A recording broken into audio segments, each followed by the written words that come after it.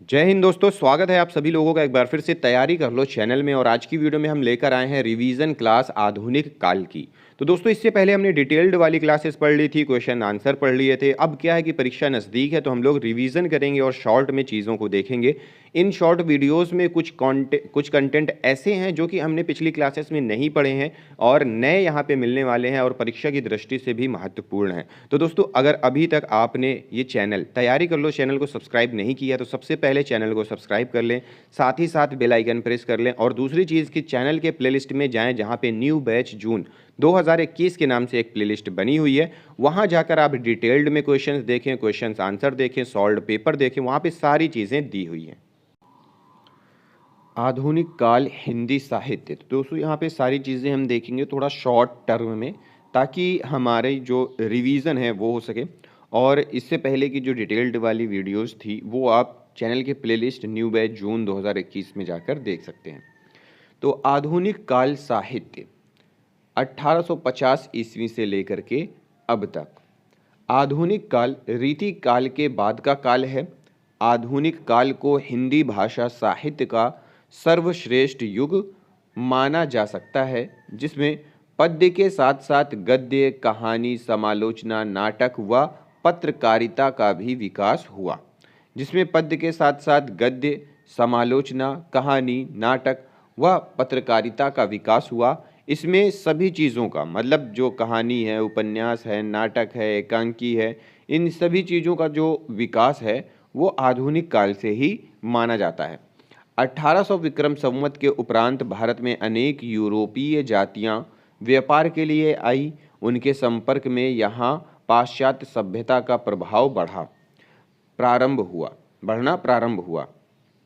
मतलब जब 1800 विक्रम संवत की बात हो रही है कि उसके बाद जब भारत में अनेक जो यूरोपीय जातियां हैं वो व्यापार के लिए यहाँ आती थी, फिर यहाँ के लोगों से उनका संपर्क होता था, जिसकी वजह से पाश्चात्य सभ्यता का प्रभाव पड़ना यहाँ के लोगों पर प्रारंभ हुआ।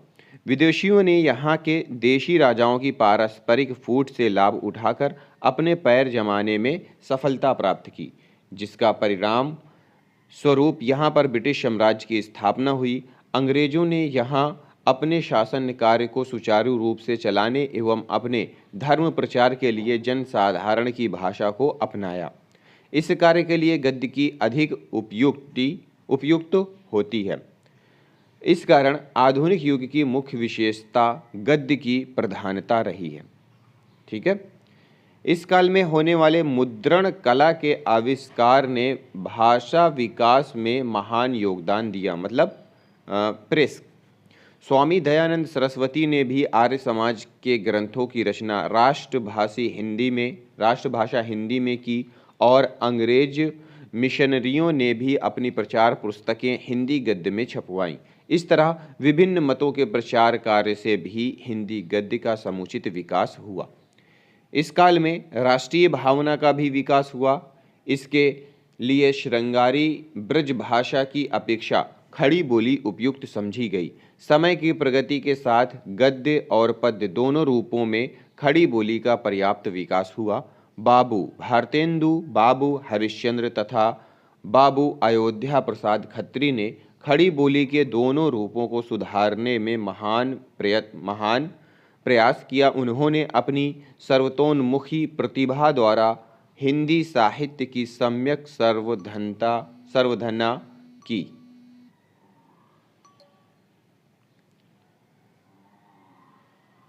इस काल के आरंभ में राजा लक्ष्मण सिंह, भारतेंदु हरिश्चंद्र, जगन्नाथ दास रत्नाकर, श्रीधर पाठक, रामचंद्र शुक्ल आदि ने ब्रज भाषा में काव्य रचना की। इनके उपरांत भारतेंदु जी ने गद्य का समुचित विकास किया और आचार्य महावीर प्रसाद द्विवेदी ने इसी गद्य को प्रांजल रूप प्रदान किया। इसकी सत्प्रेरणाओं से अन्य लेखकों और कवियों ने भी अनेक भांति की काव्य रचना की। इनमें मैथिली शरण गुप्त, रामचरित उपाध्याय, नाथुराम शर्मा शंकर, लाला भगवान दीन, राम नरेश त्रिपाठी, जयशंकर प्रसाद, गोपाल शरण सिंह, माखनलाल चतुर्वेदी, अनूप शर्मा, राम कुमार वर्मा, श्याम नारायण पांडे, दिनकर सुभद्रा कुमारी चौहान, महादेवी वर्मा आदि का नाम विशेष रूप से उल्लेखनीय है। भारत की स्वतंत्रता प्राप्ति के प्रभाव से हिंदी काव्य में भी स्वच्छंद मतलब अतुकांत छंदों का प्रचलन हुआ। अब बात करते हैं भारतेंदु हरिश्चंद्र की, भारतेंदु युग की। भारतेंदु युग का नाम हिंदी नवजागरण के अग्रदूत भारतेंदु हरिश्चंद्र के नाम पर किया गया। भारतेंदु युग की प्रवृत्तियां नवजागरण, सामाजिक चेतना, भक्ति भावना, श्रृंगारिकता, रीति निरूपण, समस्या पूर्ति थी। हिंदी साहित्य के भारतेंदु युग में भारतेंदु को केंद्र में रखते हुए अनेक कृति साहित्यकारों का एक उज्ज्वल मंडल प्रस्तुत हुआ, जिसे भारतेंदु मंडल के नाम से जाना जाता है। इसमें भारतेंदु के समान धर्मा रचनाकार थे। इस मंडल के रचनाकारों ने भारतेंदु से प्रेरणा ग्रहण की और हिंदी साहित्य की श्रीवृद्धि का काम किया। आधुनिक हिंदी काव्य के प्रथम चरण को भारतेंदु युग की संज्ञा प्रदान की गई।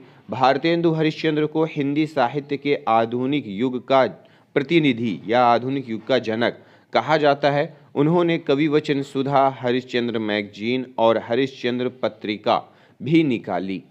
इसके साथ ही अनेक नाटकों आदि की भी रचना की। भारतेंदु युग में निबंध, नाटक, उपन्यास तथा कहानियों की रचना हुई। नवजागरण काल। भारतेंदु काल को नवजागरण काल भी कहा गया है।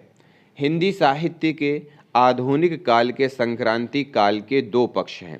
इस समय के दरमियान एक और प्राचीन परिपाटी में काव्य रचना होती रही है और दूसरी ओर सामाजिक राजनीतिक क्षेत्र में जो सक्रियता बढ़ रही थी और परिस्थितियों के बदलाव के कारण जिन नए विचारों का प्रसार हो रहा था, उनका भी धीरे धीरे साहित्य पर प्रभाव पड़ने लगा था। प्रारंभ के 25 वर्षों मतलब 1843 से 1869 तक साहित्य पर यह प्रभाव बहुत कम पड़ा, किंतु सन 1868 के बाद नवजागरण के लक्षण अधिक स्पष्ट रूप से दिखाई देने लगे थे। विचारों में इस परिवर्तन का श्रेय भारतेंदु हरिश्चंद्र को है, इसलिए इस युग को भारतेंदु युग भी कहते हैं। भारतेंदु के पहले ब्रज भाषा में भक्ति और श्रृंगार परक रचनाएं होती थी और लक्षण ग्रंथ भी लिखे जाते थे। भारतेंदु के समय से काव्य के विषय में व्यापक और विविधता आई। श्रृंगारिकता, रीतिबद्धता में कमी आई। राष्ट्र प्रेम, भाषा प्रेम और स्वदेशी वस्तुओं के प्रति प्रेम कवियों के मन में भी पैदा होने लगा। उनका ध्यान सामाजिक समस्याओं और उनके समाधान की ओर भी गया। इस प्रकार उन्होंने सामाजिक राजनीतिक क्षेत्रों में गतिशील नवजागरण को अपनी रचनाओं के द्वारा प्रोत्साहित किया। भारतेंदु युग के प्रमुख रचनाकार। भारतेंदु मंडल के प्रमुख रचनाकार भारतेंदु हरिश्चंद्र हैं, प्रताप नारायण मिश्र हैं, बद्री नारायण चौधरी, प्रेमघन हैं, बालकृष्ण भट्ट, अंबिका दत्त व्यास, राधाचरण गोस्वामी, ठाकुर जगमोहन सिंह, लाला श्रीनिवास दास, सुधाकर द्विवेदी, राधा कृष्ण दास आदि हैं। द्विवेदी युग की बात कर लेते हैं। हिंदी साहित्य में द्विवेदी युग 20वीं सदी के पहले 2 दशकों का युग है। द्विवेदी युग का समय 1900 से लेकर के 1920 ईस्वी तक माना जाता है। 20वीं शताब्दी के पहले 2 दशक के पथ प्रदर्शक, विचारक और साहित्य नेता आचार्य महावीर प्रसाद द्विवेदी के नाम पर इस काल का नाम द्विवेदी युग पड़ा। इसे जागरण सुधार काल भी कहा जाता है। महावीर प्रसाद द्विवेदी हिंदी के ऐसे पहले लेखक थे जिन्होंने अपनी जातीय परंपरा का गहन अध्ययन ही नहीं किया था, अपितु इसे आलोचकीय दृष्टि से भी देखा। उन्होंने वेदों से लेकर पंडित राज जगन्नाथ तक के संस्कृत साहित्य की निरंतर प्रवाहमान धारा का अवगाहन किया एवं उपयोगिता तथा कलात्मक योगदान के प्रति एक वैज्ञानिक नजरिया अपनाया। कविता की दृष्टि से द्विवेदी युग इतिवृत्तात्मक युग था। इस समय आदर्शवाद का बोलबाला रहा है। भारत का उज्जवल अतीत, देशभक्ति, सामाजिक सुधार, भाषा प्रेम आदि कविता के मुख्य विषय थे। नीतिवादी विचारधारा के कारण श्रृंगार का वर्णन मर्यादित हो गया। कथा काव्य का विकास इस युग की विशेषता है। मैथिली शरण गुप्त, अयोध्या सिंह उपाध्याय, हरिऔध, श्रीधर पाठक, राम नरेश त्रिपाठी आदि इस युग के यशस्वी कवि थे। जगन्नाथ दास रत्नाकर ने इसी युग में ब्रज भाषा में सरस रचनाएं प्रस्तुत की हैं। 2 दशकों के कालखंड में हिंदी कविता को श्रृंगारिकता से राष्ट्रीयता, जड़ता से प्रगति तथा रूढ़िता से स्वच्छंदता के द्वार पर ला खड़ा किया। द्विवेदी युग को जागरण सुधार काल भी कहा जाता है। द्विवेदी युग के पथ प्रदर्शक, विचारक और सर्व स्वीकृत साहित्य नेता आचार्य महावीर प्रसाद द्विवेदी के नाम पर इसका नाम द्विवेदी युग रखा गया। 1903 में महावीर प्रसाद द्विवेदी ने सरस्वती पत्रिका के संपादन का भार संभाला। उन्होंने खड़ी बोली गद्य के स्वरूप को स्थिर किया और पत्रिका के माध्यम से रचनाओं के एक बड़े समुदाय को खड़ी बोली में लिखने को प्रेरित किया। इस काल में निबंध, उपन्यास, कहानी, नाटक, समालोचना का अच्छा विकास हुआ। इस युग के निबंधकारों में महावीर प्रसाद द्विवेदी, माधव प्रसाद मिश्र, श्याम सुंदर दास, चंद्रधर शर्मा गुलेरी, बाल मुकुंद गुप्त और अयोध्या सिंह और अध्यापक पूर्ण सिंह आदि उल्लेखनीय हैं। इनके निबंध गंभीर, ललित एवं विचारात्मक हैं। किशोरीलाल गोस्वामी और बाबू गोपाल राम गहमरी के उपन्यासों में मनोरंजन और घटनाओं की रोचकता है। हिंदी कहानी का वास्तविक विकास द्विवेदी युग से ही शुरू हुआ। किशोरीलाल गोस्वामी की इंदुमती कहानी को कुछ विद्वान हिंदी की पहली कहानी मानते हैं।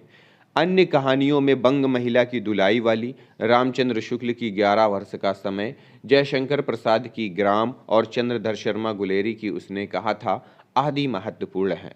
समालोचना के क्षेत्र में पद्म सिंह शर्मा उल्लेखनीय है। अयोध्या सिंह उपाध्याय, हरिऔध, शिवनंदन सहाय तथा राय देवी प्रसाद पूर्ण द्वारा भी कुछ नाटक लिखे गए हैं।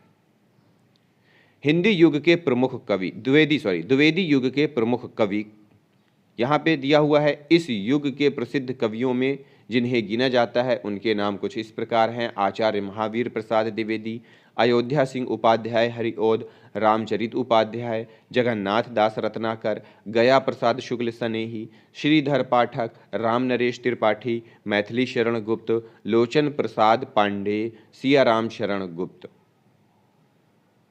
द्विवेदी युग की विशेषताएं। द्विवेदी युग की विशेषताएं कुछ इस प्रकार हैं। पहला है अशिक्षा, गरीबी, अनाचार, अत्याचार आदि से छुटकारा दिलाने की कामना, देश प्रेम एवं राष्ट्रीयता का संदेश, नारी के प्रति सहानुभूति की भावना, समाज सुधार के प्रयास, नैतिकता एवं आदर्शवाद की पुष्टि, सत्यम शिवम सुंदरम का विधान, मनोरम प्रकृति चित्रण, सरल सुबोध एवं सरस खड़ी बोली में काव्य की रचना। फिर है छायावादी युग। हिंदी साहित्य के इतिहास में छायावाद युग के वास्तविक अर्थ को लेकर विद्वानों में विभिन्न मतभेद है। छायावाद का अर्थ मुकुटधर पांडे ने रहस्यवाद, सुशील कुमार ने अस्पष्टता, महावीर प्रसाद द्विवेदी ने अन्योक्ति पद्धति और रामचंद्र शुक्ल ने शैली वैचित्र, नंद दुलारे वाजपेयी ने आध्यात्मिक छाया का भान, तो डॉक्टर नगेंद्र ने स्थूल के प्रति सूक्ष्म का विद्रोह बताया है। छायावाद युग। द्विवेदी युग के बाद के समय को छायावाद युग कहा जाता है। 20वीं सदी का पूर्वार्ध छायावादी कवियों का उत्थान काल था। इस युग को जयशंकर प्रसाद, महादेवी वर्मा, सूर्यकांत त्रिपाठी निराला और सुमित्रा नंदन पंत जैसे छायावादी, प्रकृति उपासक, सौंदर्य पूजक कवियों का युग कहा जाता है। द्विवेदी युग की प्रतिक्रिया का परिणाम ही छायावादी युग है। इस युग में हिंदी साहित्य में गद्य गीतों, भाव तरलता, रहस्यात्मक और मर्म स्पर्शी कल्पना, राष्ट्रीय और स्वतंत्र चिंतन आदि का समावेश होता चला गया। इस समय की हिंदी कविता के अतरंग और बहिरंग में एकदम परिवर्तन हो गया। वस्तु निरूपण के स्थान पर अनुभूति निरूपण को प्रधानता प्राप्त हुई। प्रकृति का प्राणमय प्रदेश कविता में आया। जयशंकर प्रसाद, सूर्यकांत त्रिपाठी निराला, सुमित्रा नंदन पंत और महादेवी वर्मा छायावादी युग के 4 प्रमुख स्तंभ माने जाते हैं। छायावाद के कवि जयशंकर प्रसाद, सूर्यकांत त्रिपाठी निराला, सुमित्रा नंदन पंत और महादेवी वर्मा इस युग के 4 प्रमुख कवि हैं। छायावाद का केवल पहला अर्थ, मूल अर्थ लेकर तो हिंदी काव्य क्षेत्र में चलने वाली महादेवी वर्मा ही हैं। रामकुमार वर्मा, माखनलाल चतुर्वेदी, हरिवंश राय बच्चन और रामधारी सिंह दिनकर को भी छायावाद ने प्रभावित किया, किंतु रामकुमार वर्मा आगे चलकर नाटककार के रूप में प्रसिद्ध हुए। माखनलाल चतुर्वेदी राष्ट्रवादी धारा की ओर रहे, बच्चन ने प्रेम के राग को मुखर किया और दिनकर जी ने विद्रोह की आग को आवाज दी। अन्य कवियों में हरिकृष्ण प्रेमी, जानकी वल्लभ शास्त्री, भगवती चरण वर्मा, उदय शंकर भट्ट, नरेंद्र शर्मा, रामेश्वर शुक्ल, अंचल के नाम भी उल्लेखनीय हैं।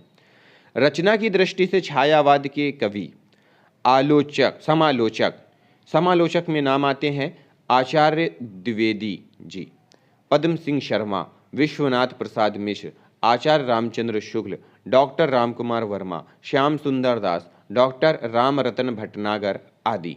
कहानी लेखक में आते हैं प्रेमचंद, विनोद शंकर व्यास, प्रसाद, पंत, गुलेरी, निराला, कौशिक, सुदर्शन, जैनेन्द्र, हृदयेश आदि। और उपन्यास के नाम में नाम आता है प्रेमचंद जी का, प्रताप नारायण श्रीवास्तव का, प्रसाद का, उग्र का, हृदयेश का, जैनेन्द्र का, भगवती चरण वर्मा, वृंदावन लाल वर्मा, गुरुदत्त आदि का। नाटककार में नाम आता है जयशंकर प्रसाद का, सेठ गोविंद दास का, गोविंद वल्लभ पंत का, लक्ष्मी नारायण मिश्र का, उदय शंकर भट्ट और रामकुमार वर्मा आदि का। निबंध लेखक में आचार्य द्विवेदी का, माधव प्रसाद शुक्ल का, रामचंद्र शुक्ल का, बाबू श्याम सुंदर दास का, पद्म सिंह का, अयोध्या सिंह, अध्यापक पूर्ण सिंह का। कवि क्रम अनुसार छायावादी रचनाएं। जयशंकर प्रसाद की सबसे पहले हैं 1889 से 1936 ईस्वी। इनके काव्य हैं चित्रधार। ब्रज भाषा में रचित कविताएं हैं कानन कुसुम, महाराणा का महत्व, करुणालय, झरना, आंसू, लहर और कामायनी।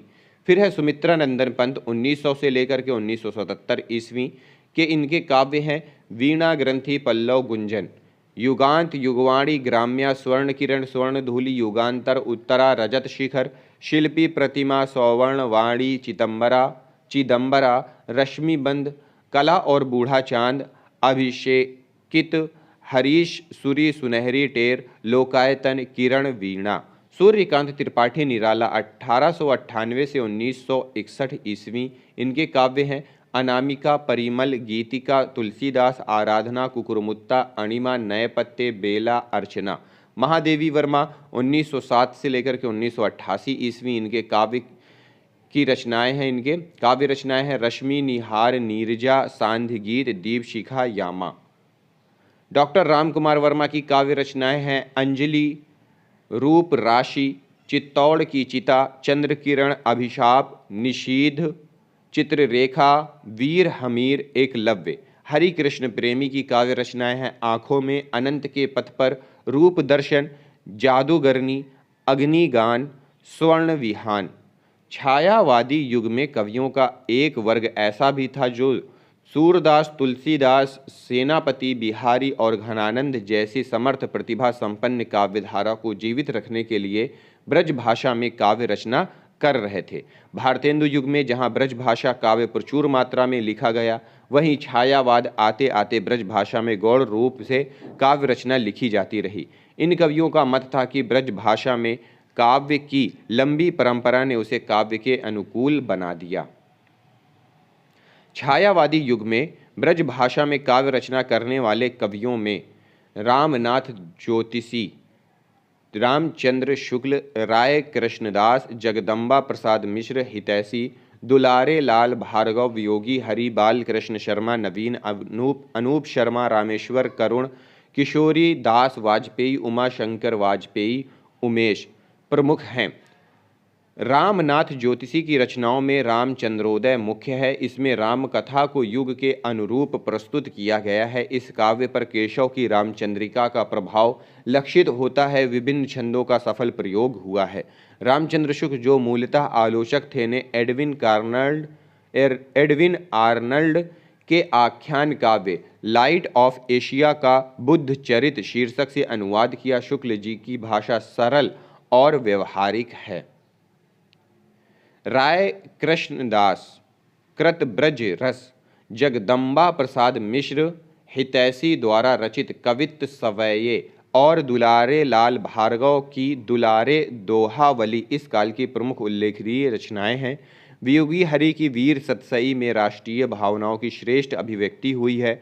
बालकृष्ण शर्मा नवीन ने अनेक स्फुट रचनाएं लिखी हैं, लेकिन इनका ब्रज भाषा का वैशिष्ट्य उर्मिला महाकाव्य में लक्षित होता है, जहां इन्होंने उर्मिला का उज्ज्वल चरित्र चित्रण किया है।